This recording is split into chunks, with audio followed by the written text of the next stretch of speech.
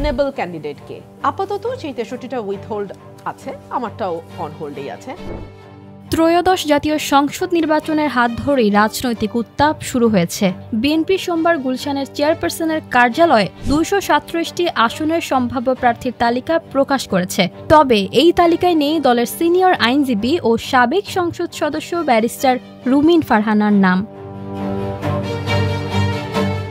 দিনভর সামাজিক মাধ্যমে আলোচনা সমালোচনার পর বিষয়টি নিয়ে মুখ খুলেছেন রুমিন ফারহানা। তিনি বলেন, দল আসন ভাগাভাগি নিয়ে আলোচনা করছে, তাই মোট 63টি আসনের বিষয় প্রার্থীর মনোনয়ন এখনও চূড়ান্ত হয়নি।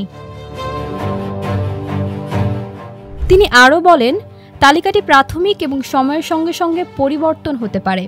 কেউ বাদ পড়তে পারে, আবার নতুন প্রার্থী যুক্ত হতে পারে। কিছু আসনের ক্ষেত্রে নির্বাচন কমিশনের আইনি জটিলতার কারণে মনোনয়ন স্থগিত রাখা হয়েছে। উদাহরণ হিসেবে তিনি বাগেরহাট 2 আসনের কথাও উল্লেখ করেন।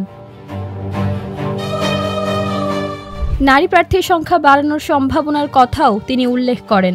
যদি দল নারীদের মনোনয়ন 5% পর্যন্ত বাড়াতে রাজি হয়, তাহলে তালিকায় আরও নারী প্রার্থী যুক্ত হওয়া সম্ভব। রুমিন জানান, বিএনপির ভারপ্রাপ্ত চেয়ারম্যান তারেক রহমান প্রার্থীদের সঙ্গে একাধিকবার বৈঠক করেছেন এবং মনোনয়ন বণ্টনের প্রক্রিয়া সম্পর্কে সবাইকে অবহিত করেছেন।